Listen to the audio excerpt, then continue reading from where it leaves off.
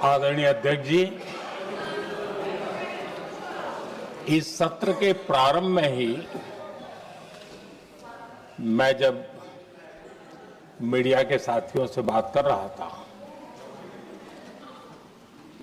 तब मैंने सभी माननीय सांसदों को अपील करते हुए एक बात का उल्लेख किया था। मैंने कहा था कि ये सत्र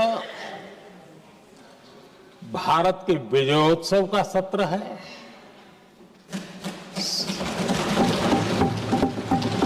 संसद का ये सत्र भारत के गौरवगान का सत्र है।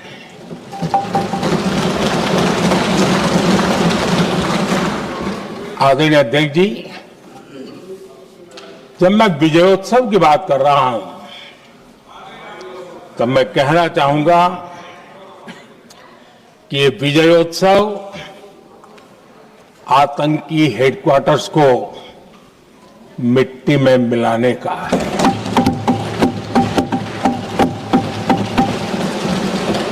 जब मैं विजयोत्सव कहता हूं तो ये विजयोत्सव सिंदूर की सौगंध पूरा करने का है।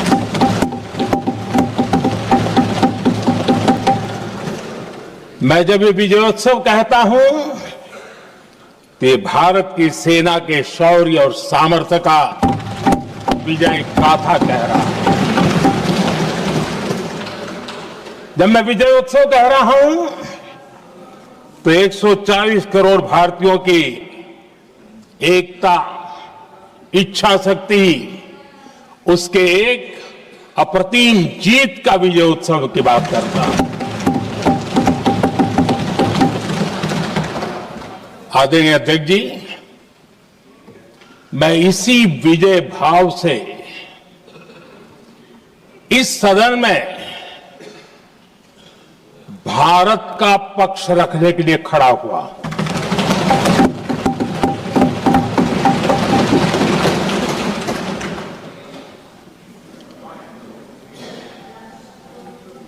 और जिन्हें भारत का पक्ष नहीं दिखता है उन्हें मैं आईना दिखाने के लिए खड़ा हुआ।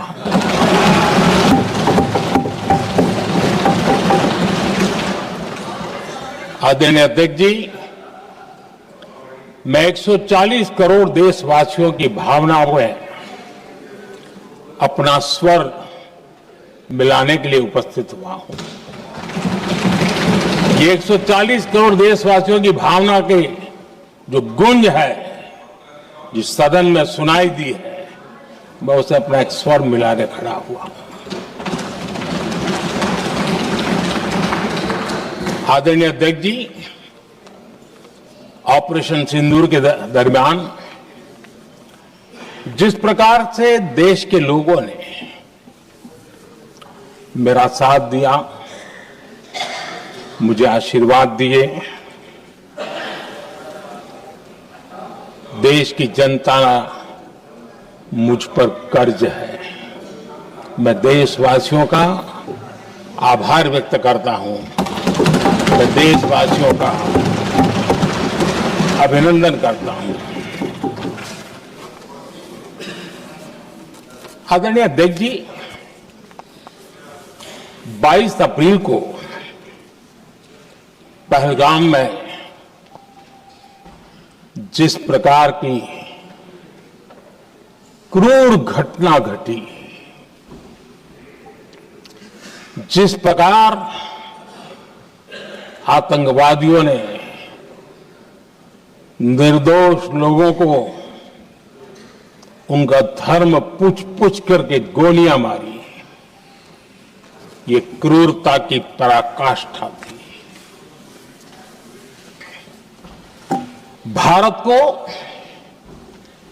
हिंसा की आग में झोंकने का ये सुविचारित प्रयास था। भारत में दंगे फैलाने की ये साजिश थी। मैं आज देशवासियों का धन्यवाद करता हूं कि देश ने एकता के साथ उस साजिश को नाकाम कर दिया।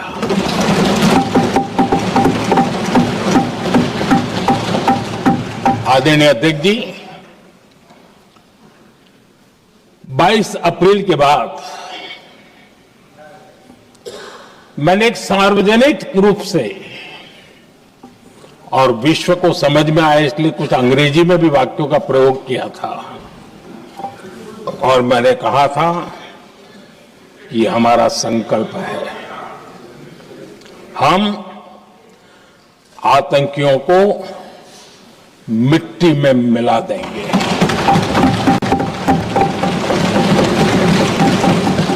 और मैंने सार्वजनिक रूप से कहा था,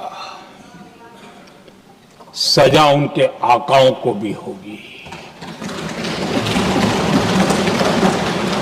और कल्पना से भी बड़ी सजा मिलेगी।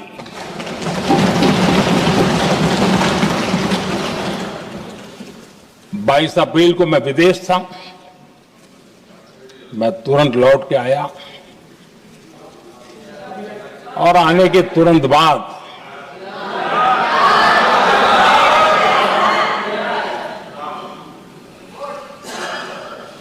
मैंने एक बैठक बुलाई और उस बैठक में हमने साफ साफ निर्देश दिए कि आतंकवाद को करारा जवाब देना होगा और ये हमारा राष्ट्रीय संकल्प है। आदरणीय अध्यक्ष जी, हमें हमारे सैन्य बलों की क्षमता पर पूरा विश्वास है, पूरा भरोसा है उनकी क्षमता पर, उनके सामर्थ्य पर, उनके साहस पर। सेना को कार्रवाई की खुली छूट दे दी गई और यह भी कहा गया कि सेना तय करें कब, कहां, कैसे, किस प्रकार से। ये सारी बातें उस मीटिंग में साफ साफ कह दी गई और कुछ बातें उसमें से मीडिया में शायद रिपोर्ट भी हुई है।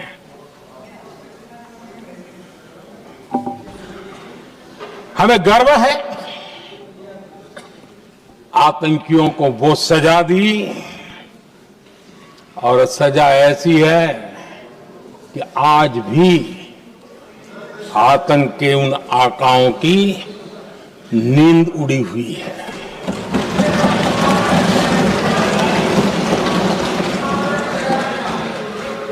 आदरणीय अध्यक्ष जी,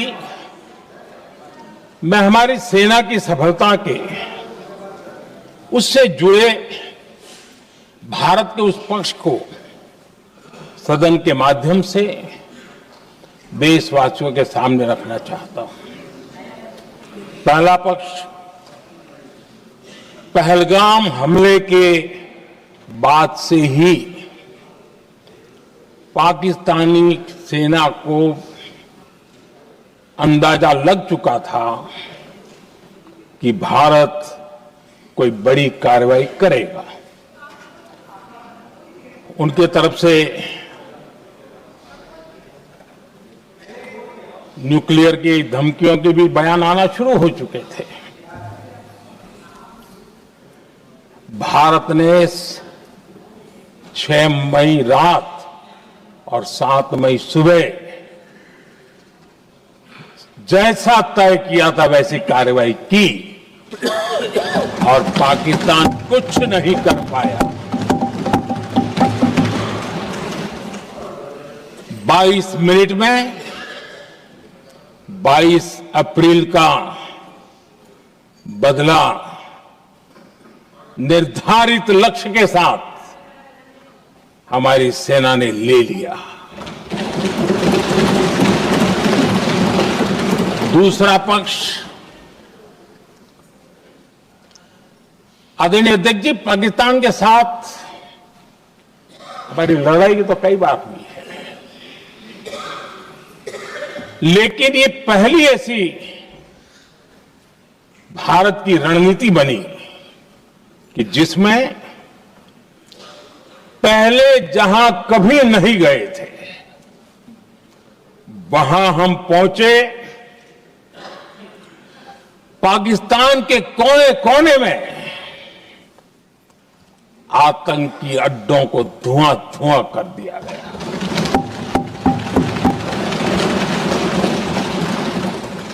आतंक के गढ़ कोई सोच नहीं सकता कि वहां तक कोई जा सकता है।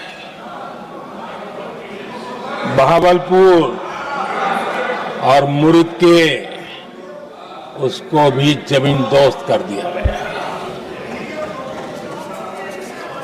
आदरणीय अध्यक्ष जी, हमारे सेनाओं ने आतंकी अड्डों को तबाह कर दिया। तीसरा पक्ष, पाकिस्तान की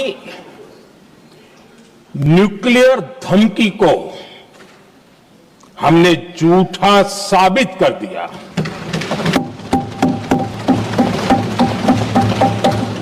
भारत ने सिद्ध कर दिया कि न्यूक्लियर ब्लैकमेलिंग अब नहीं चलेगा और न ही ये न्यूक्लियर ब्लैकमेलिंग के सामने भारत झुकेगा। आदरणीय अध्यक्ष जी, चौथा पक्ष, भारत ने दिखाई अपनी तकनीकी क्षमता। पाकिस्तान के सीने पर सटीक प्रहार किया। पाकिस्तान के एयरबेस एसेट्स को भारी नुकसान हुआ और आज तक उनके कई एयरबेस आईसीयू में पड़े हैं। आज टेक्नोलॉजी आधारित युद्ध का युग है। ऑपरेशन सिंदूर इस महारत में भी सफल सिद्ध हुआ है।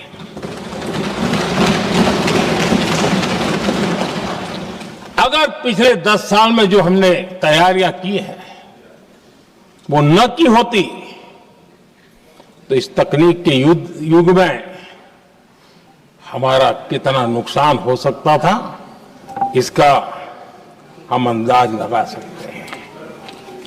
पांचवा पक्ष,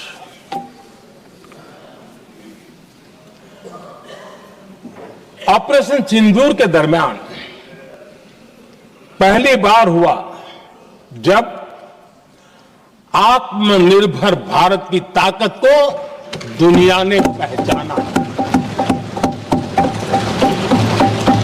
made in India drone, made in India missile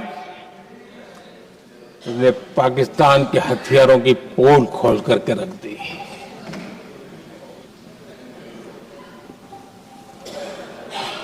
आदरणीय अध्यक्ष जी, और भी एक महत्वपूर्ण काम जो हुआ है, वैसे जब राजीव गांधी जी थे उस समय उनके जो एक डिफेंस का काम देखने वाले एमओएस थे, उन्होंने जब मैंने सीडीएस की घोषणा की तो वो बहुत प्रसन्न होकर के मुझे मिलने आए थे और बहुत बहुत प्रसन्न थे वो। इस समय ऑपरेशन में नेवी, आर्मी, एयरफोर्स तीनों सेनाओं का जॉइंट एक्शन, इसके बीच की सिनर्जी, इसने पाकिस्तान के छक्के छुड़ा दिए।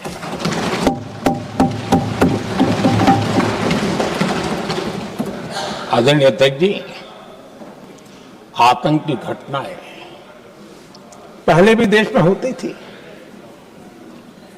लेकिन पहले आतंकवादियों के मास्टरमाइंड निश्चिंत होते थे और वो आगे की तैयारी में लगे रहते थे। उनको पता था कुछ नहीं होगा। लेकिन अब स्थिति बदल गई है। अब हमले के बाद मास्टरमाइंड को नींद नहीं आती। उनको पता है कि भारत आएगा और मार के जाएगा।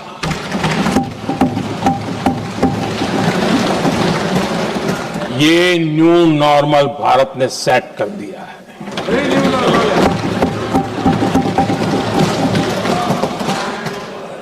आदरणीय अध्यक्ष जी, दुनिया ने देख लिया कि हमारी कार्यवाही का दायरा कितना बड़ा, स्केल कितना बड़ा। सिंदूर से लेकर के सिंधु तक पाकिस्तान पर कार्रवाई की है। ऑपरेशन सिंदूर ने तय कर दिया कि भारत में आतंकी हमले की, उसके आकाओं को और पाकिस्तान को भारी कीमत चुकानी पड़ेगी। अब ऐसे ही नहीं जा सकते। आदरणीय अध्यक्ष जी, ऑपरेशन सिंदूर से स्पष्ट होता है कि भारत ने 3 सूत्र तय किए हैं।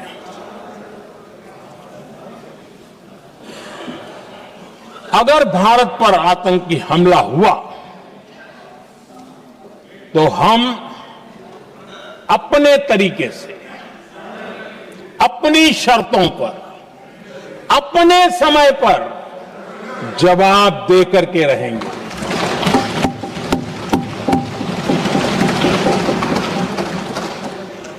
दूसरा, कोई भी न्यूक्लियर ब्लैकमेल अब नहीं चलेगा।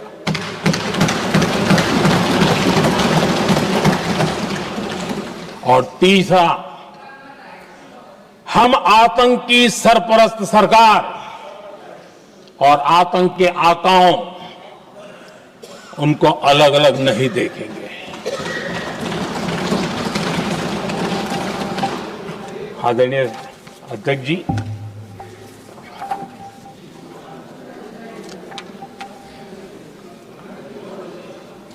यहां पर विदेश नीति को लेकर के भी काफी बातें कही गई हैं।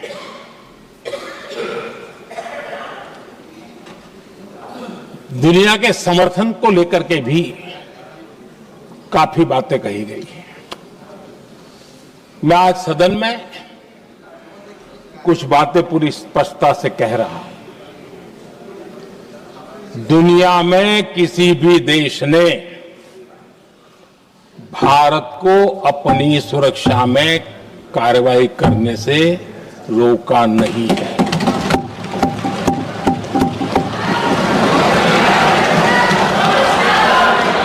संयुक्त राष्ट्र 193 कंट्रीज,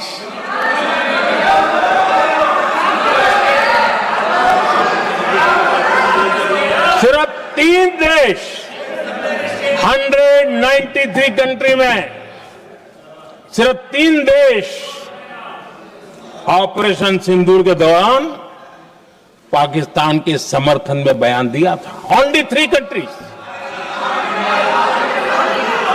क्वाड हो, ब्रिक्स हो, फ्रांस, रूस, जर्मनी, कोई भी देश का नाम ले लीजिए, तमाम देश दुनिया भर से भारत को समर्थन मिला है।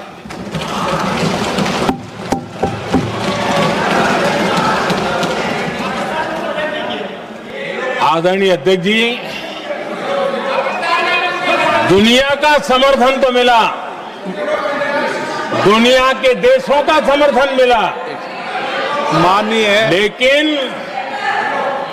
ये दुर्भाग्य है कि मेरे देश के वीरों के पराक्रम को कांग्रेस का समर्थन नहीं।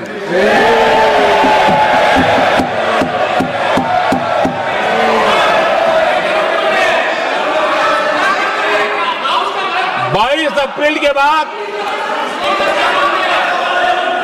22 अप्रैल के आतंकी हमले के बाद 3-4 दिन में ही ये उछल रहे थे और कहना शुरू कर दिया, कहां गई 56 इंच की छाती, कहां खो गया मोदी, मोदी तो फेल हो गया। क्या मजा ले रहे थे, उनको लगता है वाह बाजी मार ली। उनको पहलगाम के निर्दोष लोगों की हत्या में भी वो अपनी राजनीति तराशते थे।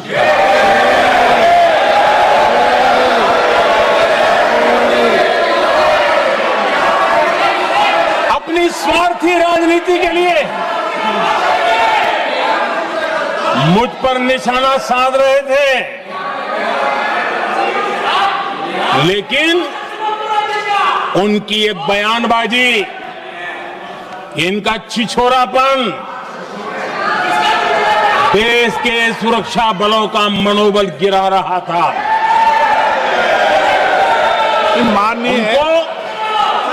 माननीय प्रतिपक्ष के नेता, एक मिनट, प्रतिपक्ष के नेता आपकी बात सबने ध्यान से सुनी।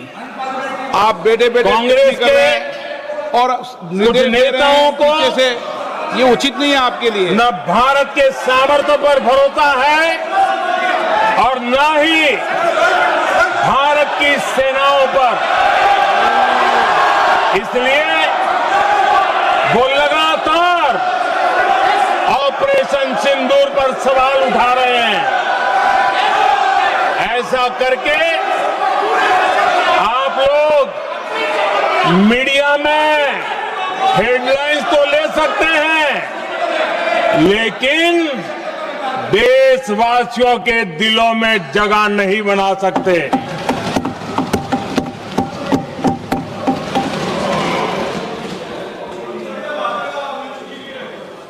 आदरणीय सभापति जी, आदरणीय अध्यक्ष जी,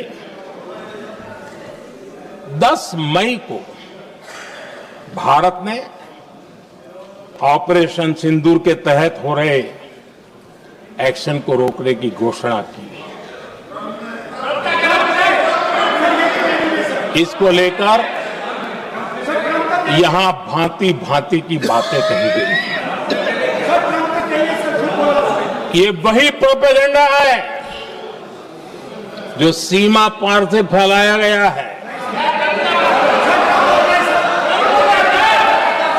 कुछ लोग सेना द्वारा दिए गए तथ्यों की जगह पाकिस्तान के झूठ प्रचार को आगे बढ़ाने में जुटे हुए हैं।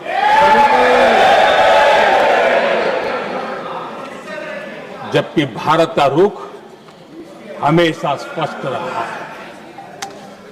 आदरणीय अध्यक्ष जी, कुछ चीजें मैं जरा स्मरण भी कराना चाहता हूं। जब सर्जिकल स्ट्राइक हुआ उस समय हमने लक्ष्य तय किया था, हमारे जवानों को तैयार करके कि हम उनके इलाके में जाकर के आतंकियों के जो लॉन्चिंग पैड है उनको नष्ट करेंगे। और सर्जिकल स्ट्राइक, एक रात के उस ऑपरेशन में हमारे लोग सूर्योदय होते होते काम पूरा करके वापस आए। लक्ष्य निर्धारित था कि ये करना है।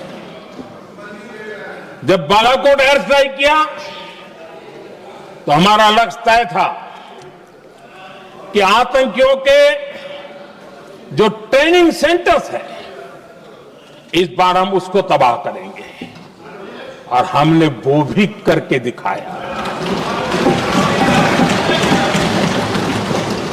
ऑपरेशन सिंदूर के समय हमारा लक्ष्य तय था और हमारा लक्ष्य था कि आतंक के जो एपी सेंटर है और पहलगाम के आतंकियों को जहां से पुरजोश योजना बनी, ट्रेनिंग मिली, व्यवस्था मिली, उस पर हमला करेंगे। हमने उनके नाभि पर हमला कर दिया।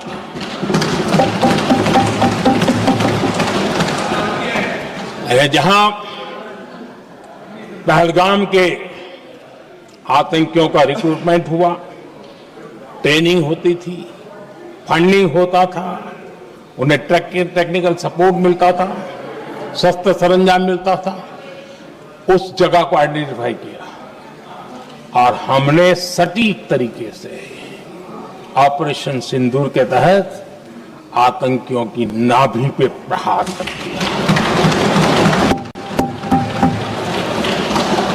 और आदरणीय अध्यक्ष जी, इस बार भी हमारी सेना ने 100% लक्ष्यों को हासिल करके देश के सामर्थ्य का परिचय दिया।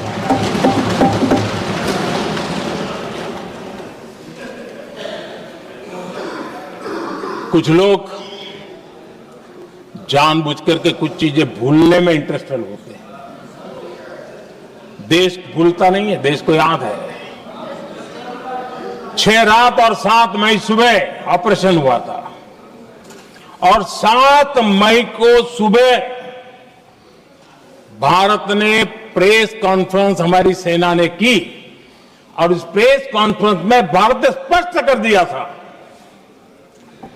और पहले दिन से क्लियर था कि हमारा लक्ष्य है आतंकियों के आका, आतंकियों की जो व्यवस्थाएं जहां से होती है वो और उनके अड्डे, उनको हम ध्वस्त करना चाहते थे और हमने प्रेस कॉन्फ्रेंस में कह दिया था, हमने हमारा काम कर दिया है, हमने जो तय किया था पूरा कर दिया है। और इसलिए 6-7 मई को ऑपरेशन हमारा संतोषजनक होने के तुरंत बाद कल जो राजनाथ जी ने कहा था, मैं डंके की चोट पर दोबारा दोहराता हूं, भारत की सेना ने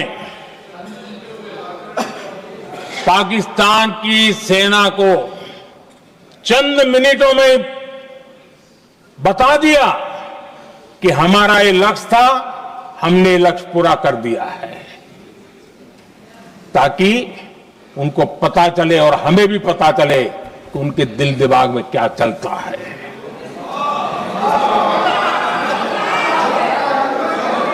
हमने अपना लक्ष्य 100% हासिल कर लिया था और पाकिस्तान में समझदारी होती तो आतंकियों के साथ खुलेआम खड़े रहने की गलती न करता। उसने निर्लज्ज होकर के आतंकवादियों के साथ खड़े रहने का फैसला किया। हम पूरी तरह तैयार थे, हम भी मौके की तलाश में थे, लेकिन हमने दुनिया को बताया था कि हमारा लक्ष्य आतंकवाद है, आतंकवादी आका है, आतंकवादी ठिकाने हैं, वो हमने पूरा कर दिया। लेकिन जब पाकिस्तान ने आतंकियों की मदद में आने का फैसला किया और मैदान में उतरने की हरकत की, तो भारत की सेना ने सालों तक याद रह जाए ऐसा करारा जवाब दे करके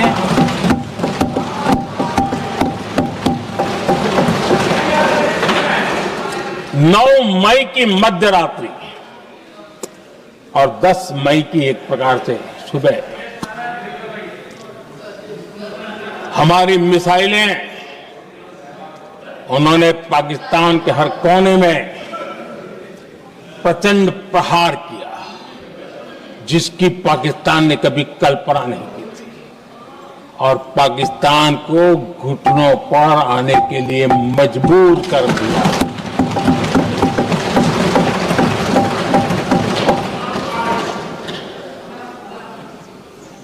और आपने टीवी में भी देखा है, वहां से क्या बयान आते थे।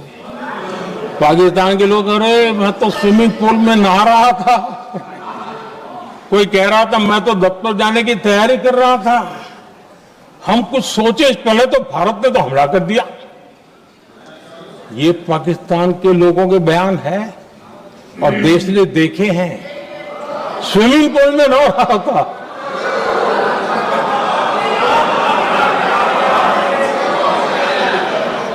और जब इतना कड़ा प्रहार हुआ, पाकिस्तान ने कभी सोचा तक नहीं था, तब जाकर के पाकिस्तान ने फोन करके डीजीएमओ के सामने फोन करके गुहार लगाई, बस करो, बहुत मारा, अब ज्यादा मार झेलने की ताकत नहीं है, प्लीज हमला रोक दो। ये पाकिस्तान के डीजीएमओ का फोन था। और भारत ने तो पहले दिन ही कह दिया था, 7 तारीख सुबह की प्रेस देख लीजिए, कि हमने हमारा लक्ष्य पूरा कर दिया है, अगर आप कुछ करोगे तो महंगा पड़ेगा। और आप धीरे, ऐसे कैसे चलता है? प्लीज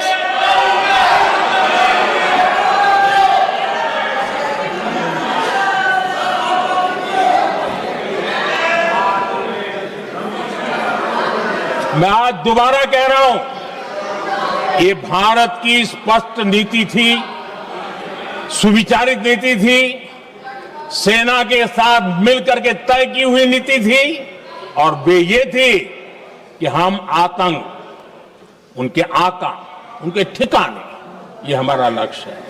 और हमने कहा, पहले दिन प्रेस कॉन्फ्रेंस में कहा है कि हमारा एक्शन नॉन एक्सीलेटरी है, ये हमने कह करके किया है।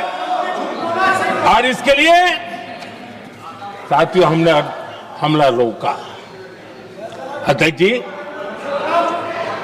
दुनिया के किसी भी नेता ने भारत के ऑपरेशन रोकने के लिए नहीं कहा।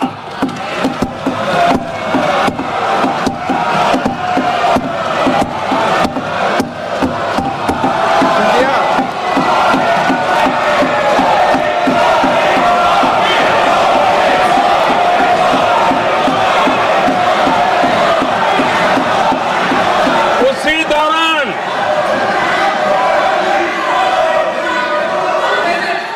9 तारीख को रात को अमेरिका के उपराष्ट्रपति जी ने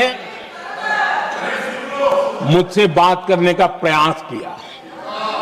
वो घंटे भर कोशिश कर रहे थे, लेकिन मेरी सेना के साथ मीटिंग चल रही थी, तो मैंने उनका फोन उठा नहीं पाया। बाद में मैंने उनको कॉल बैक किया। मैंने कहा कि आपका फोन था, 3-4 बार आपका फोन आ गया, क्या है? तो अमेरिका के उपराष्ट्रपति जी ने मुझे फोन पे बताया कि पाकिस्तान बहुत बड़ा हमला करने वाला है, ये उन्होंने मुझे बताया। मेरा जो जवाब था, जिनको समझ नहीं आता है उनको तो नहीं आएगा,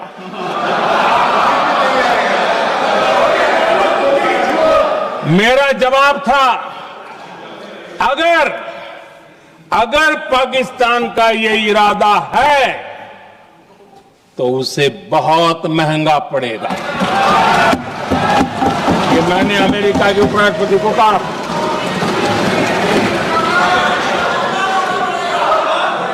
अगर पाकिस्तान हमला करेगा तो हम बड़ा हमला कर करके जवाब देंगे। ये मेरा जवाब था। और आगे मेरा एक वाक्य था, मैंने कहा था हम गोली का जवाब गोले से देंगे। ये 9 तारीख रात की बात है और 9 रात में और 10 सुबह हमने पाकिस्तान को सैन्य शक्ति को तहस नहस कर दिया था। और यही हमारा जवाब था, यही हमारा जज्बा था। और आज पाकिस्तान भी भली भांति जान गया है कि भारत का हर जवाब पहले से ज्यादा तगड़ा होता है।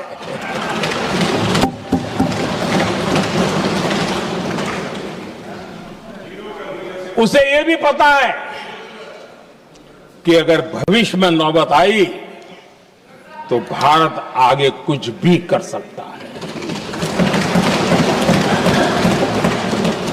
और इसलिए मैं फिर से लोकतंत्र के इस मंदिर में दोहराना चाहता हूं, ऑपरेशन सिंदूर जारी है।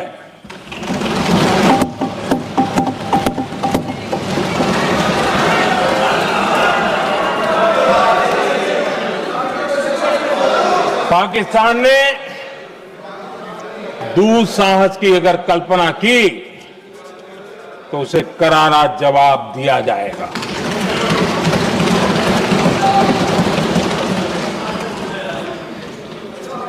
आदरणीय अध्यक्ष जी, आज का भारत आत्मविश्वास से भरा हुआ है। आज का भारत आत्मनिर्भरता के मंत्र को लेकर के पूरी शक्ति के साथ तेज गति से आगे बढ़ रहा है। देश देख रहा है भारत आत्मनिर्भर बनता जा रहा है। लेकिन देश ये भी देख रहा है कि एक तरफ तो भारत आत्मनिर्भरता की ओर तेज गति से आगे बढ़ रहा है, लेकिन कांग्रेस मुद्दों के लिए पाकिस्तान पर निर्भर होती जा रही है।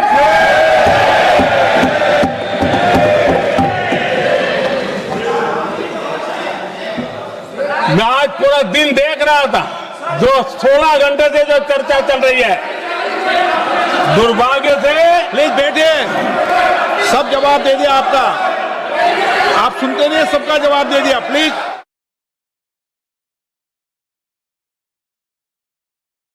जैसे कांग्रेस के लोग इंतजार कर रहे थे, कुछ तो गड़बड़ होगी यार, मोदी मरेगा, कहीं तो फंसेगा।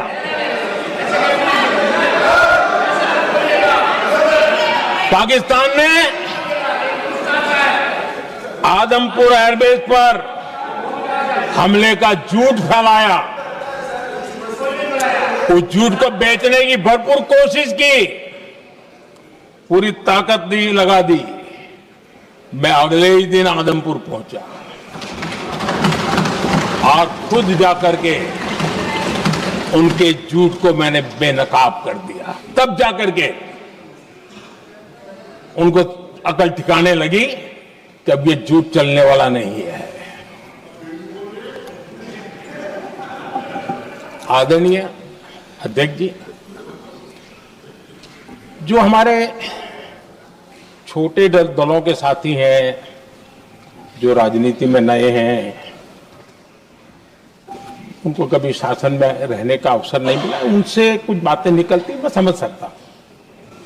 लेकिन कांग्रेस पार्टी ने इस देश में लंबे समय तक राज किया है, उसको शासन की व्यवस्थाओं का पूरा पता है, उन चीजों से वो निकले हुए लोग हैं। उनके लिए शासन व्यवस्था क्या होती है इसकी समझ पूरी है, अनुभव है उनके पास। उसके बाद भी विदेश मंत्रालय तुरंत जवाब दे, उसको स्वीकारना नहीं। विदेश मंत्री जवाब दे, इंटरव्यू दे, बार बार बोले, उसको स्वीकारना नहीं। गृह मंत्री बोले, रक्षा मंत्री बोले, किसी पर भरोसा नहीं। जिसने इतने सालों तक राज किया उनको देश की व्यवस्थाओं पर अगर भरोसा नहीं है तब शक उठता है कि क्या हालत हो गई है इनकी। आदरणीय अध्यक्ष जी, अब कांग्रेस का भरोसा पाकिस्तान के रिमोट कंट्रोल से बनता है और बदलता है।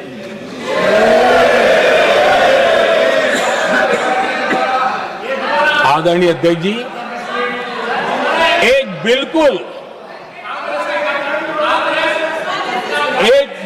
कांग्रेस के नए सदस्य, यानी उनको तो क्षमा करनी चाहिए, नए सदस्य को क्या कहेंगे, लेकिन कांग्रेस के आका जो उनको लिख करके देते हैं और उनसे बुलवाते हैं, खुद में हिम्मत नहीं है, उनसे बुलवाते हैं कि ऑपरेशन सिंदूर ये तो तमाशा था, ये आतंकवादियों ने जिन 26 लोगों को मौत के घाट उतारा था ना, उस भयंकर क्रूर घटना पर ये तेजाब छिड़कने वाला पाप है। तमाशा कहते हो? आपकी असहमति हो सकती है और ये कांग्रेस के नेता बुलवाते हैं।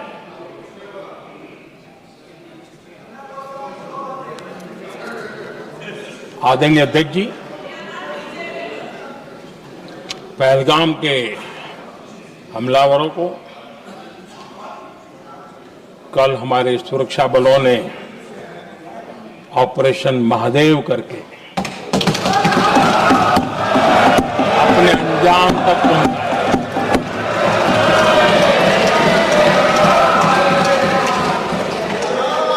लेकिन मैं हैरान हूं, यहां ठहाके लगा के पूछा गया कि आखिर ये कल ही क्यों हुआ।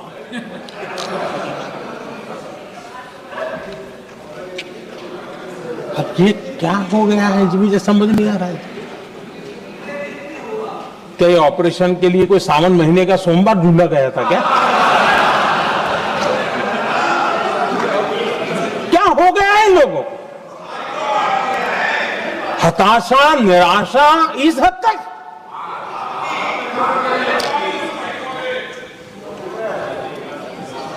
और देखिए मजा, पिछले कई सप्ताह से हाँ ऑपरेशन सिंदूर हो गया तो ठीक है, पहलगाम के आतंकियों का क्या हुआ, पहलगाम के आतंकियों का अब हुआ तो कल क्यों हुआ?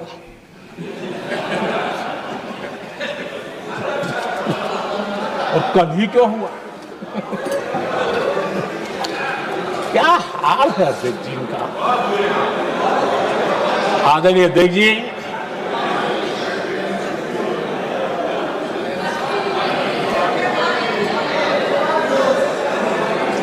आदरणीय अध्यक्ष जी,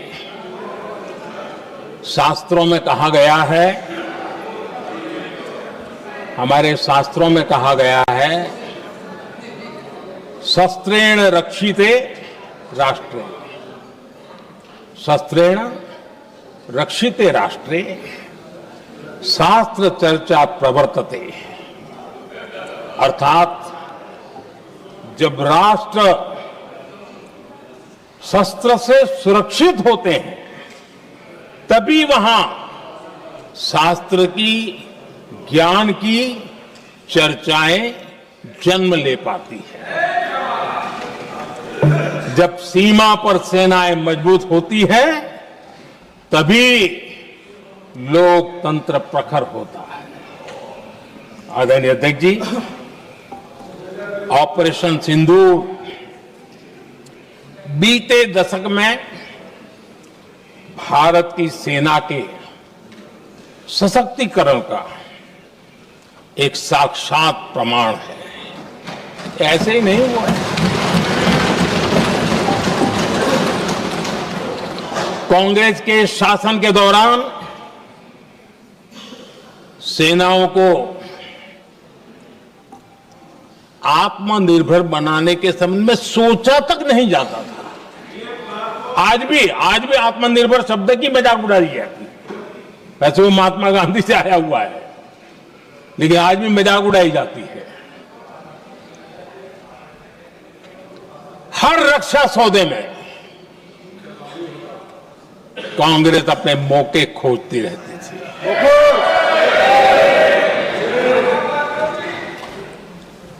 छोटे छोटे हथियारों को लिए विदेशों पर निर्भरता, ये इनका कार्यकाल रहा है। Bullet proof jacket, night vision camera तक नहीं होते थे, और लंबा लिस्ट है। जीप से शुरू होता है, बफो, हेलीकॉप्टर, हर चीज के साथ घोटाला जुड़ा हुआ है। आदरणीय अध्यक्ष जी, हमारी सेनाओं को आधुनिक हथियारों के लिए दशकों तक इंतजार करना पड़ा। आजादी के पहले, और इतिहास गवाह, एक जमाना था जब डिफेंस मैन्युफैक्चरिंग में भारत का आवाज सुनाई देती थी। जिस समय तलवारों से लड़ा जाता था ना, तब भी तलवारें भारत की श्रेष्ठ मानी जाती थी। हम डिफेंस के इक्विपमेंट में आगे थे, लेकिन आजादी के बाद जो एक मजबूत डिफेंस इक्विपमेंट मैन्युफैक्चरिंग का हमारा दायरा था, जो हमारा पूरा इकोसिस्टम था, उसको सोच समझ करके तबाह कर दिया गया, उसको दुर्बल किया गया।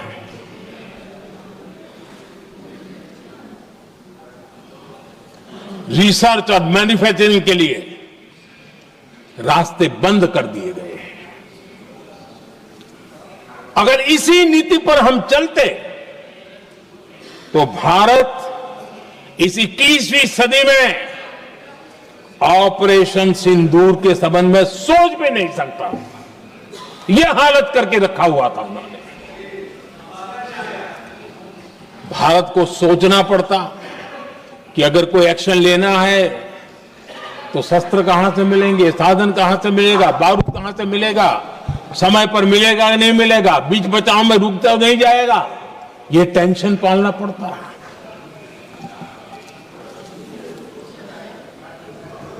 आदरणीय अध्यक्ष जी, बीते एक दशक में मेक इन इंडिया हथियार सेना को मिले, उन्होंने इस ऑपरेशन में बहुत निर्णायक भूमिका निभाई।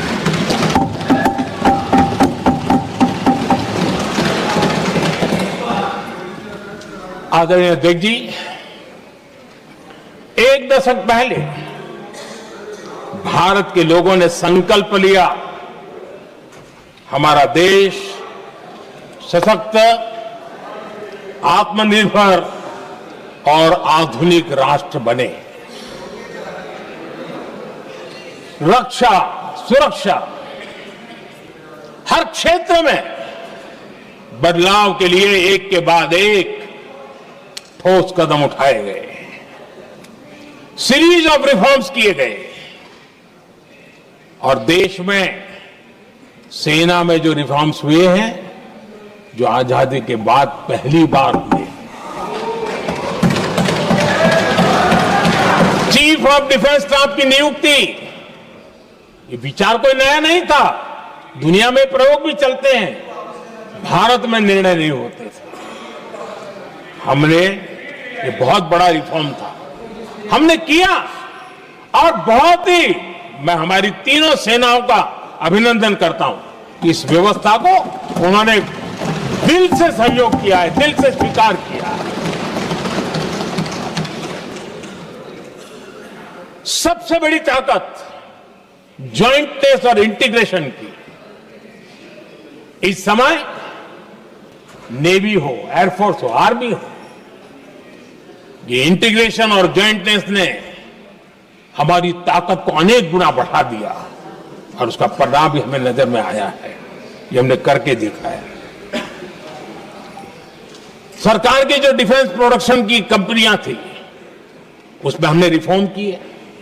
शुरुआत में वहां पर आग लगाना, आंदोलन करवाना, हड़तालें करवाने के खेल चल रहे थे, अभी भी बंद नहीं हुए हैं, लेकिन देश हित को सर्वोपरि मान करके उन डिफेंस इंडस्ट्री के हमारे जो लोग थे सरकारी व्यवस्था में, उन्होंने इसको मन से लिया, रिफॉर्म को स्वीकार किया और वो भी आज बहुत प्रोडक्टिव बन गए। इतना ही नहीं, हमने प्राइवेट सेक्टर के लिए भी डिफेंस के दरवाजे खोल दिए हैं और आज भारत का प्राइवेट सेक्टर आगे आ रहा है।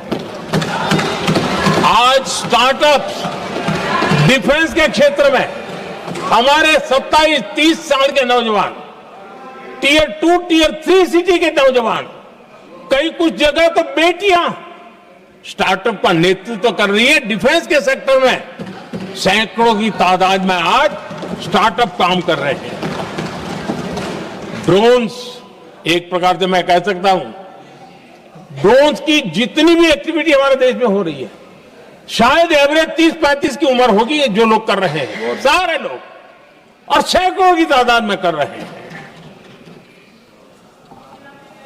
और उसका ताकत, क्योंकि इनका भी योगदान था इसमें, जिन्होंने इस प्रकार के प्रोडक्शन किए हैं, और वो हमें ऑपरेशन सिंदूर में बहुत काम आए।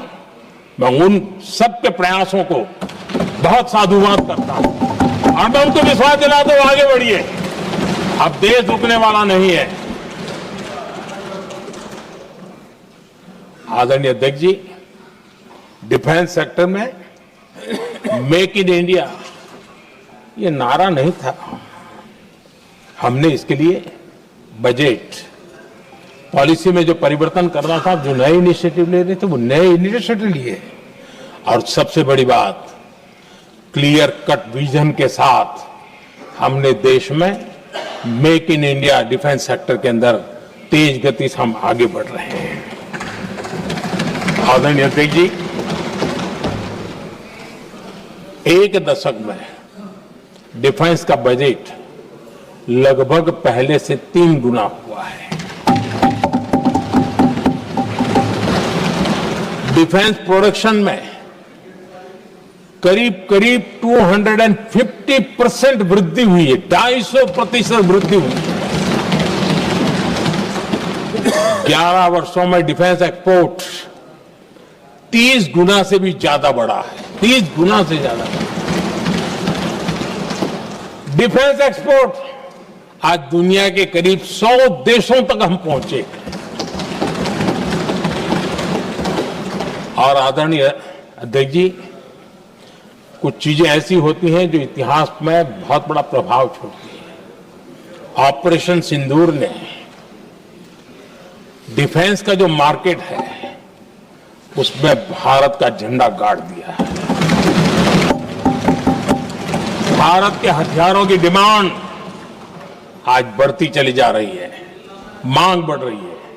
ये भारत में उद्योगों को भी बल देगी, एमएसएमई को बल देगी, हमारे नौजवानों को रोजगार देगी और हमारे नौजवान अपनी बनाई चीजों से दुनिया में अपनी ताकत का प्रदर्शन कर पाएंगे। ये आज दिख रहा है, मैं देख रहा हूं डिफेंस के क्षेत्र में जो आत्मनिर्भर भारत की दिशा में हम जो कदम उठा रहे हैं, मैं हैरान हूं। कुछ लोगों को आज भी तकलीफ हो रही है, जैसे उनका खजाना लूट गया। ये कौन सी मानसिकता है? देश को ऐसे लोगों को पहचानना होगा। आदरणीय अध्यक्ष जी, मैं स्पष्ट करना चाहता हूं, डिफेंस में भारत का आत्मनिर्भर होना ये आज की शस्त्रों की स्पर्धा में के काल में विश्व शांति के लिए भी जरूरी है।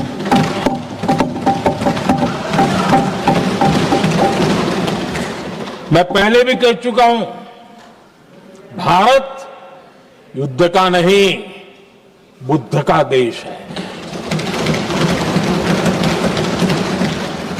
हम समृद्धि शांति चाहते हैं, लेकिन हम ये कभी न भूले कि समृद्धि का और शांति का रास्ता शक्ति से ही गुजरता है।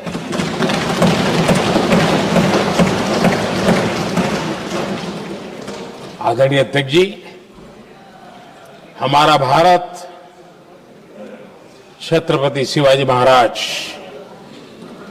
महाराजा रणजीत सिंह, राजेंद्र चोला, महाराणा प्रताप, लसित बोरफुकन और महाराजा सुहेलदेव का देश है।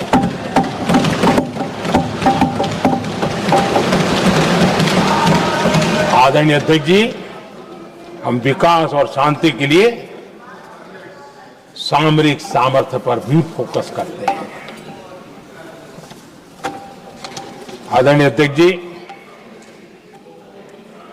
कांग्रेस के पास नेशनल सिक्योरिटी का विजन न पहले था और आज तो सवाल ही नहीं उठता है।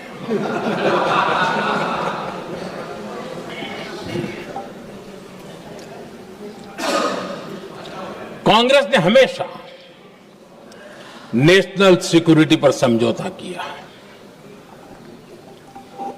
आज जो लोग पूछ रहे हैं पीओके को वापस क्यों नहीं लिया, वैसे ये सवाल मुझे ही पूछ सकते हैं और किसको पूछ सकते हैं।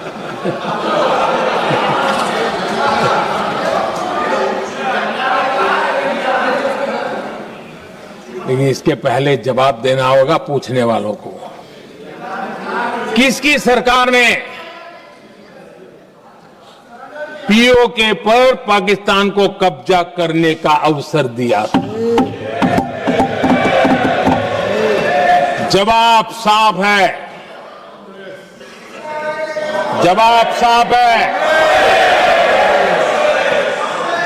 जब भी मैं नेहरू जी की चर्चा करता हूं तो कांग्रेस और उसका पूरा इकोसिस्टम बिलबिला जाता है, पता नहीं क्या है। आदरणीय अध्यक्ष जी, हम एक शेर सुना करते थे, मुझे ज्यादा इसका ज्ञान तो नहीं है लेकिन सुनते थे। लम्हों ने खता की और सदियों ने सजा पाई। आजादी के बाद से ही जो फैसले लिए गए उनकी सजा आज तक देश भुगत रहा है।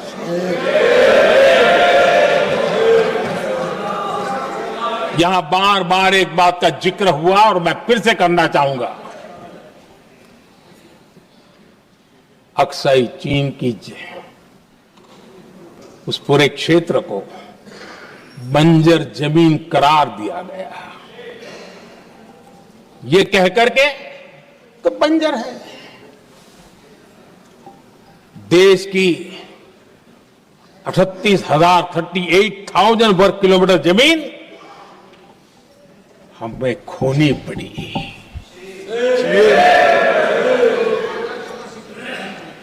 आदरणीय अध्यक्ष जी, मैं जानता हूं मेरी कुछ बातें चुभने वाली है। 1962 और 1963 के बीच कांग्रेस के नेता जम्मू कश्मीर के पूंछ, उरी, नीलम वैली और किशनगंगा को छोड़ देने का प्रस्ताव रख रहे थे। भारत की भूमि, आदरणीय अध्यक्ष जी, और वो भी लाइन ऑफ पीस के नाम पर किया जा रहा था। 1966 रण ऑफ कच्छ पर इन्हीं लोगों ने मध्यस्थता स्वीकार की। ये था उनका राष्ट्रीय सुरक्षा का विजन। एक बार फिर उन्होंने भारत का करीब 800 वर्ग किलोमीटर क्षेत्र पाकिस्तान को सौंप दिया, जिसमें छड़बेट भी शामिल है, कि कहीं उसको छड़ाबेट भी कहते हैं। 1965 की जंग में हाजीपीर पास को हमारी सेना ने वापस जीत लिया था, लेकिन कांग्रेस ने उसे फिर लौटा दिया। 1971 पाकिस्तान के 93,000 फौजी हमारे पास बंदी थे। पाकिस्तान का हजारों वर्ग किलोमीटर एरिया हमारी सेना ने कब्जा किया था। हम बहुत कुछ कर सकते थे, विजय की स्थिति में थे। उस दौरान अगर थोड़ी सा विजन होता, थोड़ी सी समझ होती, तो पीओके वापस लेने का निर्णय हो सकता। वो मौका था, वो मौका भी छोड़ दिया गया। अरे इतना ही नहीं, इतना सारा जब सामने टेबल पर था, अरे कम से कम करतारपुर साहब को तो ले सकते थे, वो ही नहीं कर पाया। 1974 श्रीलंका को कच्चथीवू द्वीप को गिफ्ट कर दिया गया। आज तक हमारे मछुआरे भाई बहनों को इससे परेशानी होती है, उनकी जान पर आफत आती है। क्या गुनाह था तमिलनाडु के मेरे फिशरमैन भाई बहनों का, कि आपने उनका हक छीन लिया और दूसरों को गिफ्ट कर दिया? कांग्रेस का दशकों से इरादा लेकर चल रही थी कि सियाचिन से सेना हटा दी जाए। आदरणीय अध्यक्ष जी, 2014 में देश ने इनको मौका नहीं दिया, वरना आज सियाचिन भी हमारे पास नहीं होता।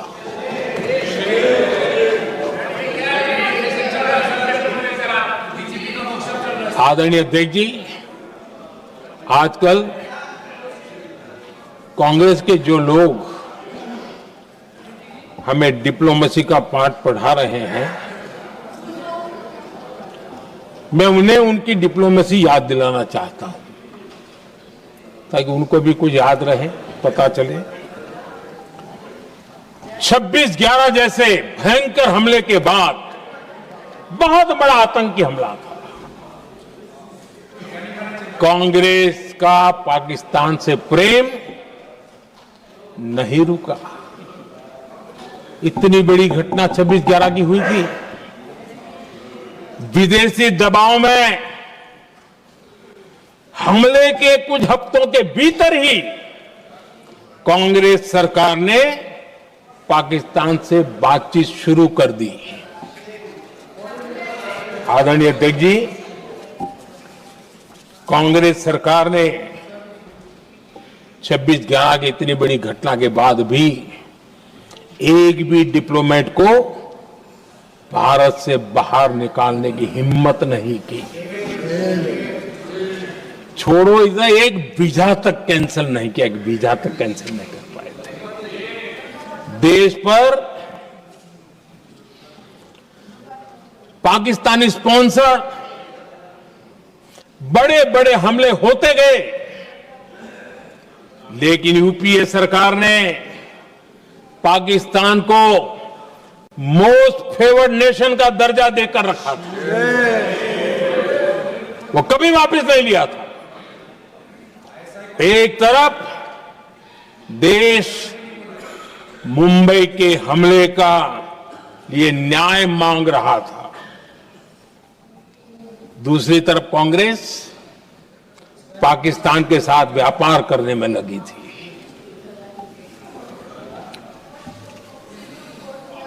पाकिस्तान वहां से खून की होली खेलने वाले आतंकियों को भेजते रहे। और कांग्रेस यहां अमन की आश के मुशायरे किया करती थी। मुशायरे होते थे। हमने आतंकवाद और अमन की आस का ये वन वे ट्रैफिक बंद कर दिया।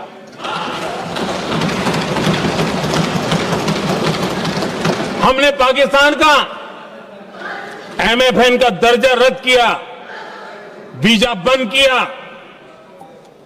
हमने अटारी वाघा बॉर्डर को बंद कर दिया। आदरणीय अध्यक्ष जी,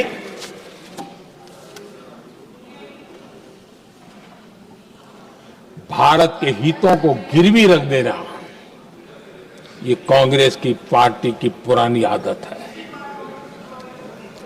इसका सबसे बड़ा उदाहरण सिंधु जल समझौता है। सिंधु जल समझौता किसने किया? नेहरू जी ने किया। और मामला किससे जुड़ा था? भारत से निकलने वाली नदियां, हमारे यहां से निकली हुई नदियां, उसका वो पानी था। और वो नदियां हजारों साल से भारत की सांस्कृतिक विरासत रही है, भारत की चैतन्य शक्ति रही है। भारत को सुजलाम सुफलाम बनाने में उन नदियों का बहुत बड़ा योगदान रहा है। सिंधु नदी जो सदियों से भारत की पहचान हुआ करती थी, उसी से भारत जाना जाता था। लेकिन नेहरू जी और कांग्रेस ने सिंधु और झेलम जैसी नदियों पर विवाद के लिए पंचायत किसको दी? वर्ल्ड बैंक को दी। वर्ल्ड बैंक फैसला करे क्या कर रहा है? नदी हमारी, पानी हमारा।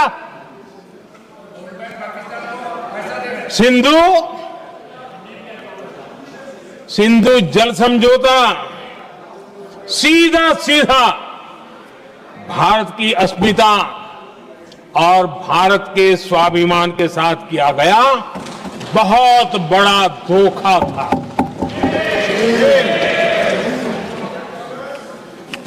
आदरणीय अध्यक्ष जी, आज के देश के युवा ये बात सुनते होंगे तो उनको भी आश्चर्य होगा कि ऐसे लोग थे हमारे देश का काम करते थे।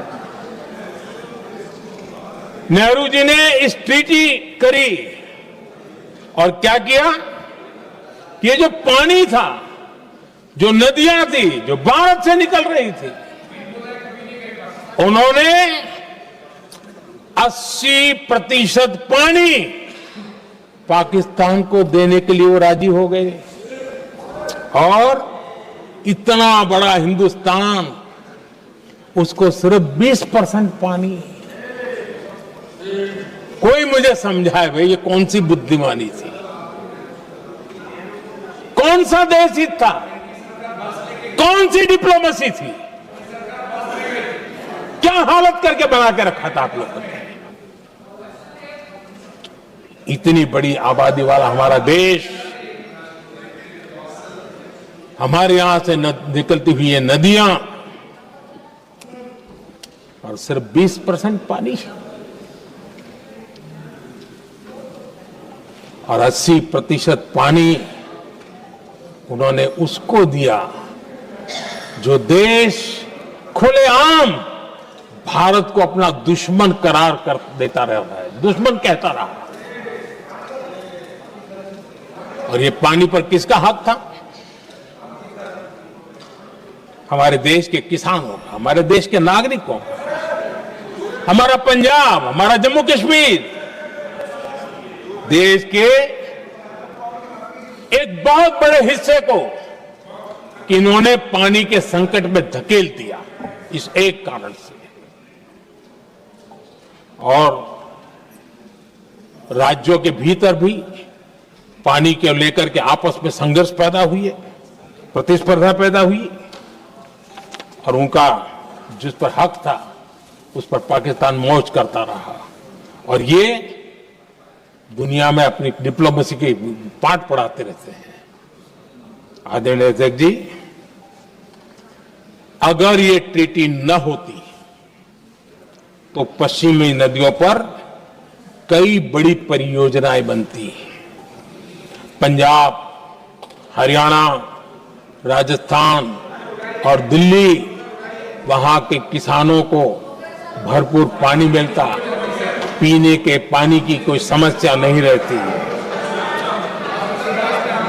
औद्योगिक प्रगति के लिए भारत बिजली बना पाता। इतना ही नहीं, नेहरू जी ने इसके उपरांत करोड़ों रुपए भी दिए ताकि पाकिस्तान नहर बना सके।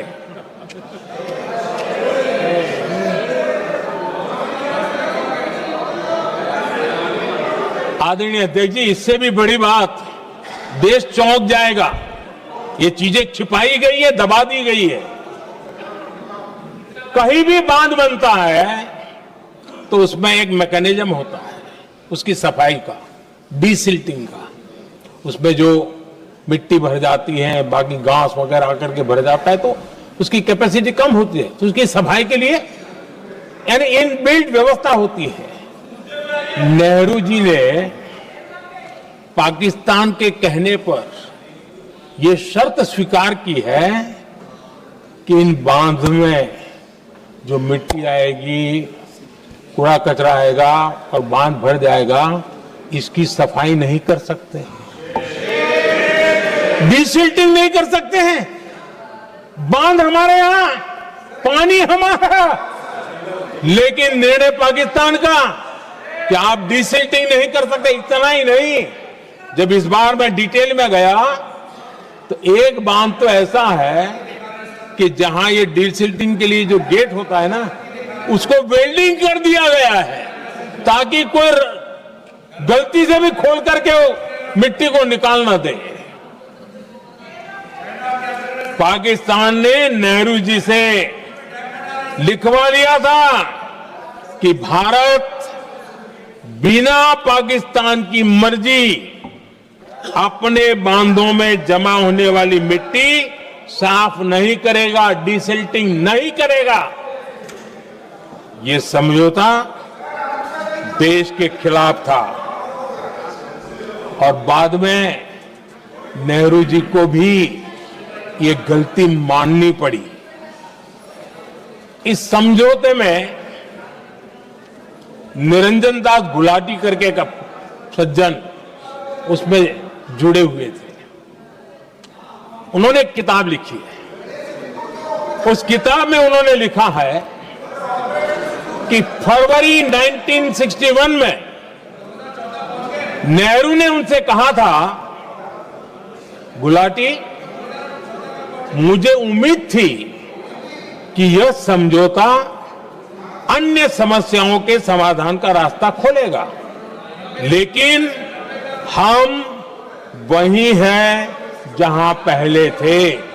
ये नेहरू जी ने कहा। नेहरू जी केवल तत्कालिक प्रभाव देख पा रहे थे, इसलिए उन्होंने कहा कि हम वहीं के वहीं हैं, लेकिन सच्चाई ये कि इस एग्रीमेंट के कारण देश बहुत पिछड़ गया, देश बहुत पीछे चल गया और देश का बहुत नुकसान हुआ। हमारे किसानों को नुकसान हुआ, हमारी खेती को नुकसान हुआ।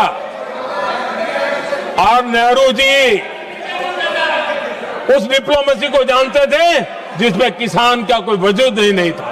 यह हाल करके रखा था उन्होंने। आदरणीय अध्यक्ष जी,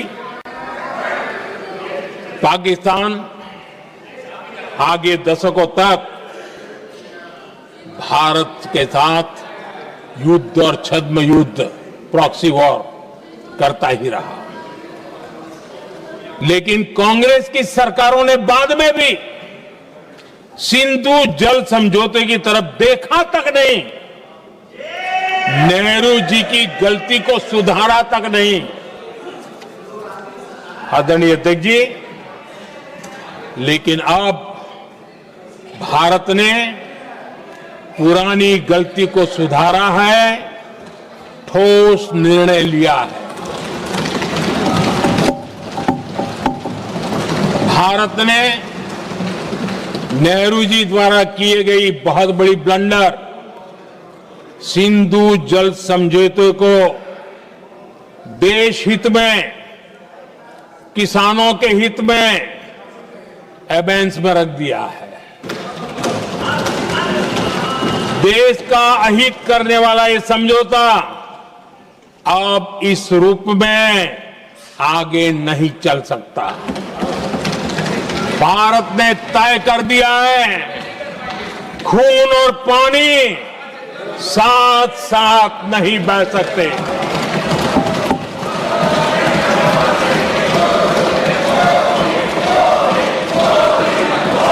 माननीय सदस्य, आप बहुत देर हो गई, आप उपनेता हैं, ये तरीका आप बैठे बैठे टोकते हैं, प्लीज, ये शोभा नहीं देता आपके लिए।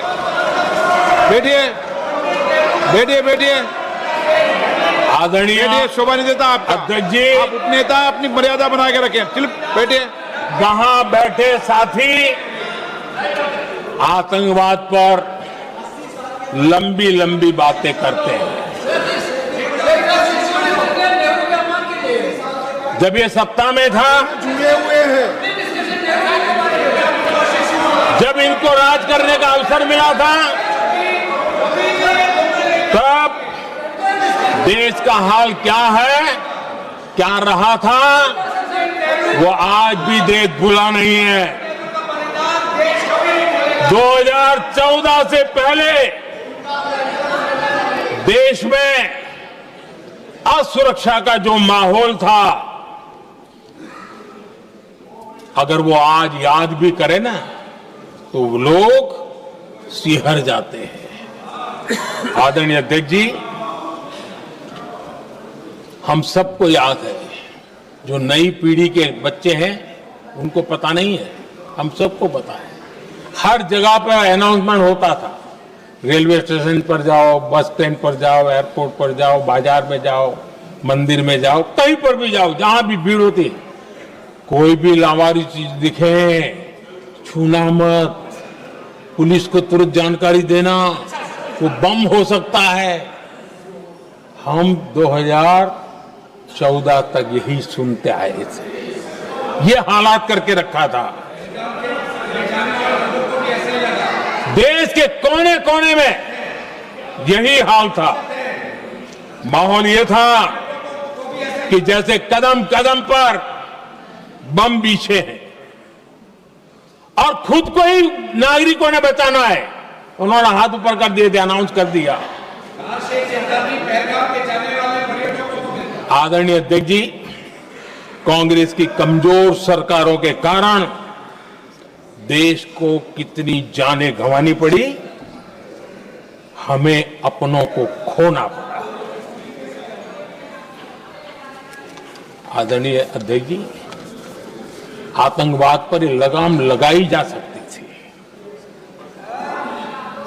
हमारी सरकार ने 11 साल में ये करके दिखाया, एक बहुत बड़ा सबूत है।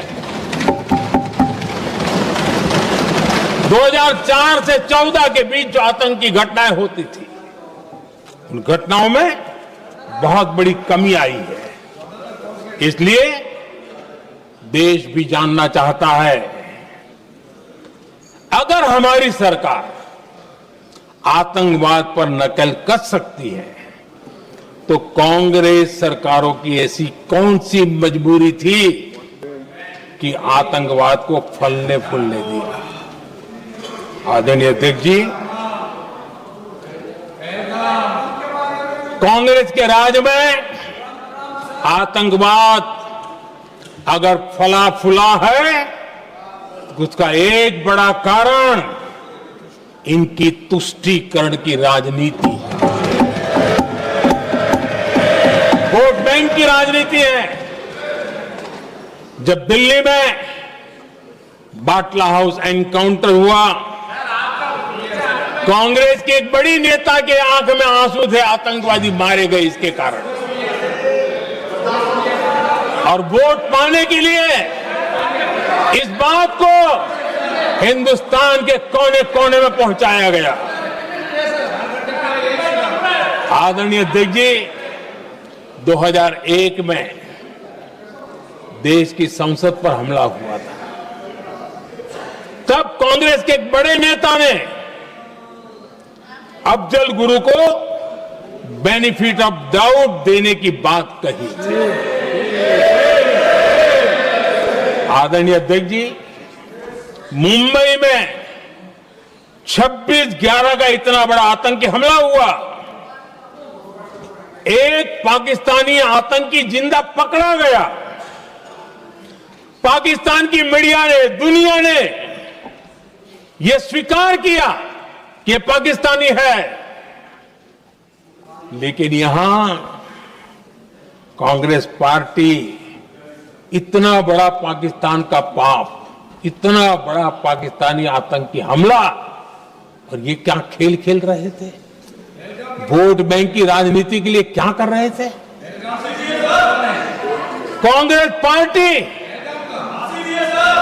इसको भगवा आतंक सिद्ध करने में जुटी हुई है।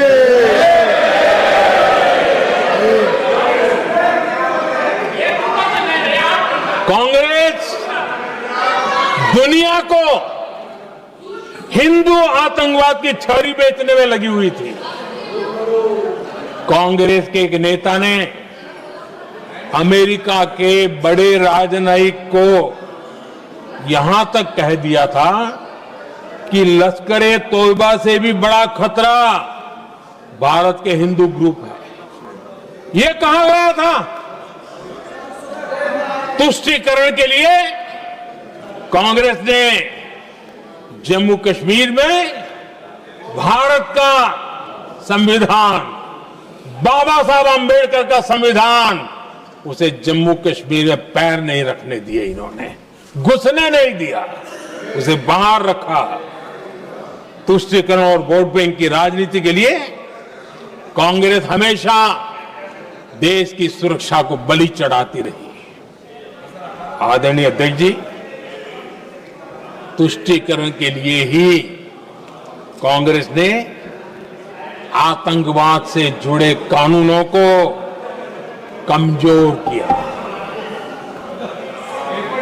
गृहमंत्री जी ने आज विस्तार से सदन में कहा है, इसलिए मैं इसको रिपीट करना नहीं चाहता। आदरणीय अध्यक्ष जी, मैंने इस सत्र की शुरुआत में आग्रह किया था, मैंने कहा था कि दलहित में हमारे मत मिले न मिले, दलहित में हमारे मत मिले न मिले, देश हित में हमारे मन जरूर मिलने चाहिए। पहलगाम की विभीषिका ने हमें गहरे घाव दिए हैं, उसने देश को झकझोर दिया है। इसके जवाब में हमने ऑपरेशन सिंदूर किया तो सेनाओं के पराक्रम ने, हमारे आत्मनिर्भर अभियान ने देश में एक सिंदूर स्पिरिट पैदा किया है।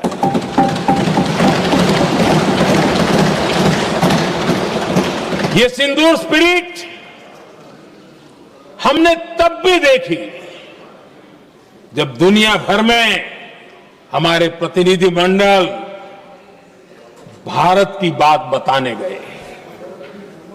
मैं उन सभी साथियों को बहुत बहुत बधाई देता हूं।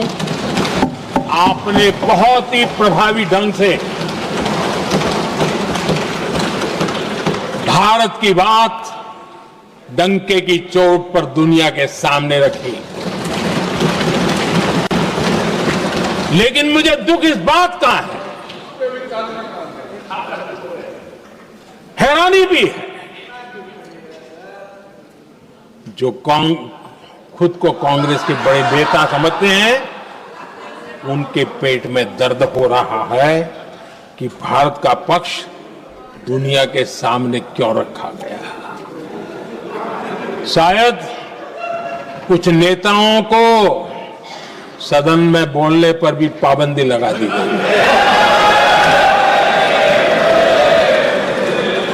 आदरणीय अध्यक्ष जी, इस मानसिकता से बाहर निकलने की जरूरत है। कुछ पंक्तियां मेरे मन में आती हैं, मैं अपने भाव व्यक्त करना चाहता हूं। आदरणीय अध्यक्ष जी,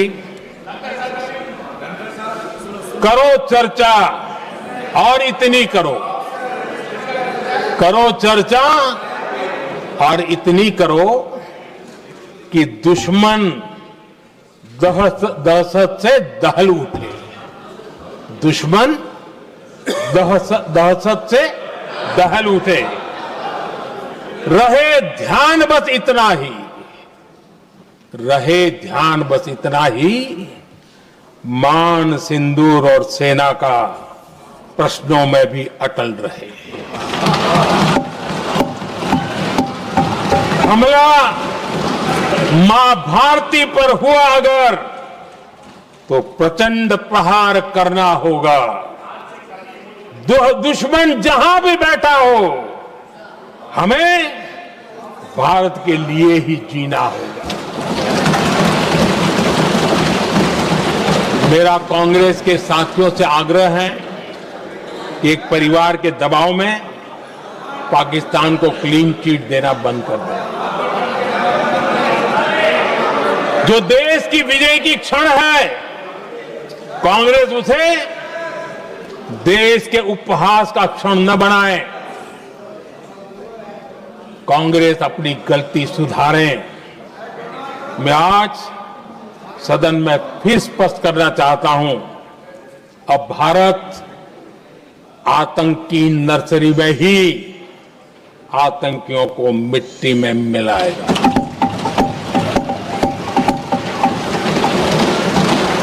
हम पाकिस्तान को भारत के भविष्य खेलने नहीं देंगे और इसलिए ऑपरेशन सिंदूर खत्म नहीं हुआ है, ऑपरेशन सिंदूर जारी है। और ये पाकिस्तान के लिए भी नोटिस है। वो जब तक भारत के खिलाफ आतंक का रास्ता रोकेगा नहीं, तब तक भारत एक्शन लेता रहेगा। भारत का भविष्य सुरक्षित और समृद्ध होगा, यही हमारा संकल्प है। इसी भाव के साथ मैं फिर से सभी सदस्यों को सार्थक चर्चा के लिए धन्यवाद देता हूं।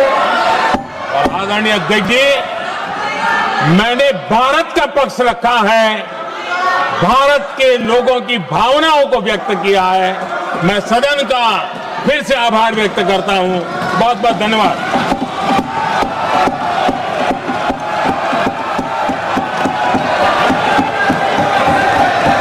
सभा की कार्रवाई